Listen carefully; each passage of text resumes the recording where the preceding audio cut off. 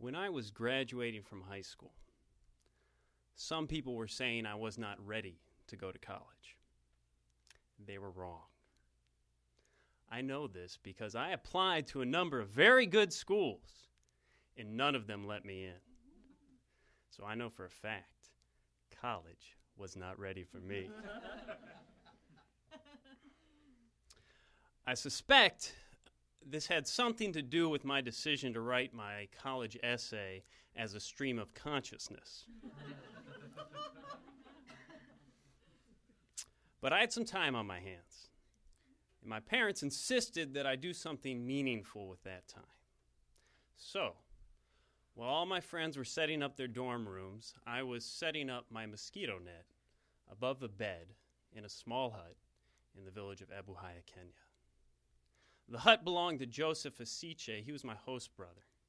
My family was Baba Luke and Mama Jessica, and the oldest child was Joseph, and then Rakem, Racy, Jeremiah, and Jerusa.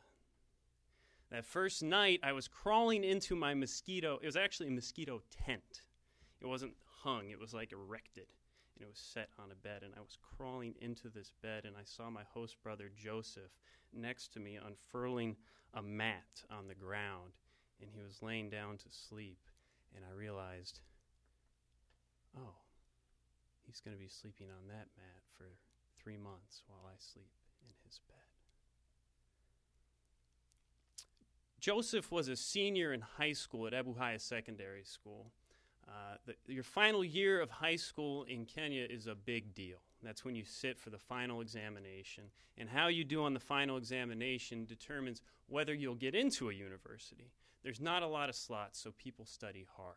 And Joseph would be up late every night in our little hut with a little kerosene lamp studying. And I would sort of be doing my thing. And one night I was looking at the notebooks he was studying, and they were interesting.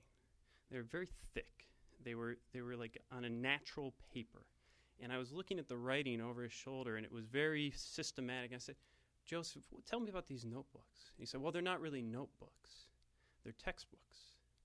And I said, what do you mean they're textbooks? He said, well, I didn't have money to buy books every year, so I'd borrow some from my classmates, and I'd copy them by hand.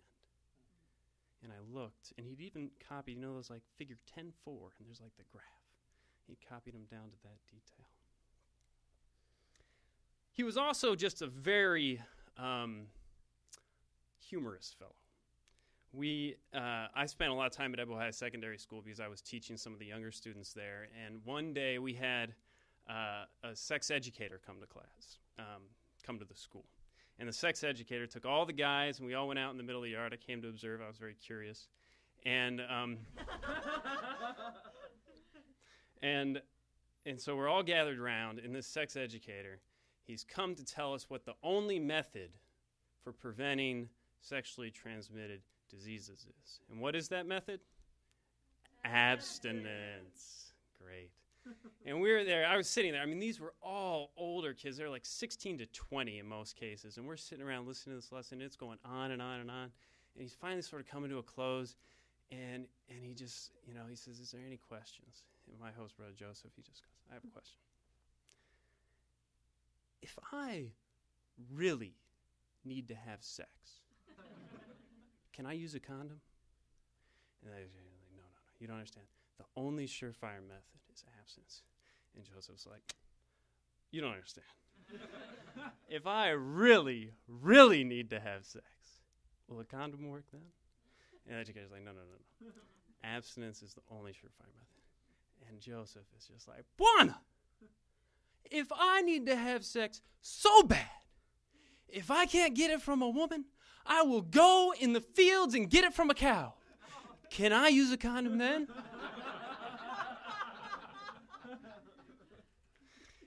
That was the end of the lesson.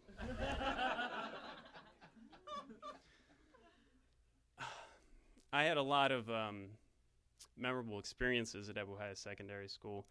It was a very hot day, and I was seated in the shade of the school building with 4 of my students, and we were all just sitting around chatting. It was mid-morning, and we were just having a good time. And then one of these 4 students pulls a hard-boiled egg out of his pocket.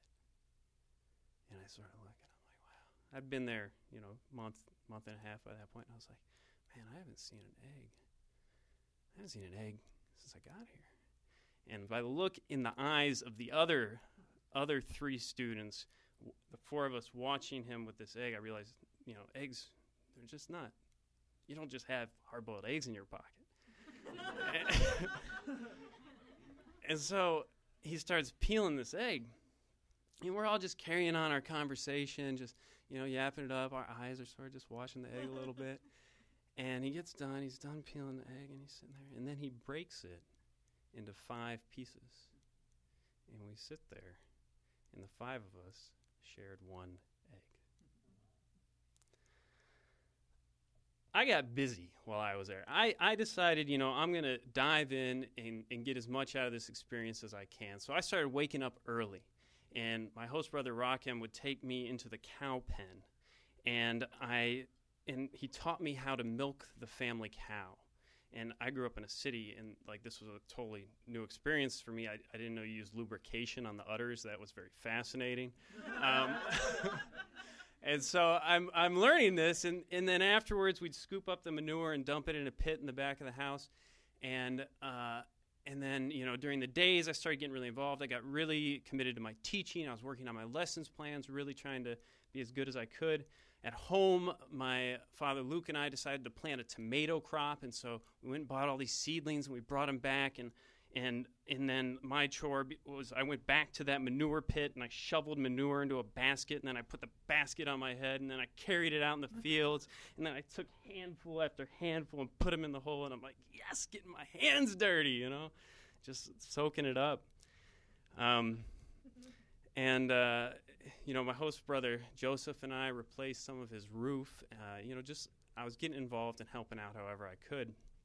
But my favorite parts of the day were in the evenings when all the work was done, and I'd come home, and then I'd go and I'd help my mama Jessica cut firewood, and then I'd go in the kitchen with Jessica and my sister Racy, and the smoke would fill the room, and we would talk in our language, our 3 languages that we could all sort of grab words from and mix together, and we'd laugh, and they taught me how to make ugali, the staple food, and then I'd serve the ugali on the table, and the Mzungu made his ugali, it's so delicious, and we're just eating it, and while we're eating the ugali, there's water on the fire, on the dying embers, and then we'd finish the ugali, everybody would be going off to sleep, and I'd bring the water out in the yard and put it into a bucket, and then there was no lights around, there was no electricity.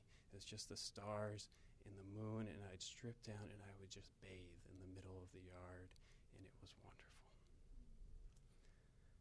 So when it came time for me to leave Abu Haya, there was a going-away party at Abu Haya Secondary School, and it was a lot of fun. It was a big celebration. We had music and dancing, and people were giving speeches, and they were saying very nice things about me, and I'd never really been celebrated in that way before, and it was really special. But then the pinnacle of it for me was when my host mother, Jessica, gave her speech. She wasn't educated, and so she didn't know English, and I only knew some Swahili, and I knew even less Kiluya, the local language. And so the two of us had, found ways to communicate, but I'd never heard her speak her mind. And I could tell this woman had a mind to speak. She had the neck of like a redwood tree and was strong. She could stop. You could be running 10 miles per hour, 100 miles per hour, and she'd just look at you and you'd stop. I was just like, this woman was a force to be reckoned with. And so she got up to give her speech, and there was a translator. And so she got up there and she said,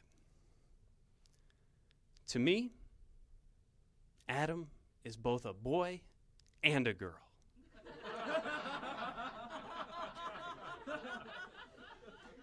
He goes out in the fields and he works with the men, and then he comes home and he cooks and cuts firewood with the women. And I'm listening to her say this, and I'm thinking to myself, man, I have changed. I came into Africa floating on this stream of consciousness.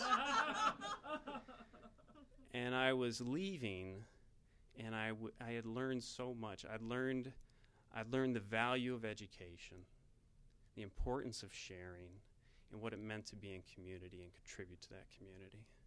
Yes, I had come to Africa as a boy, and I was leaving as both a boy and a girl.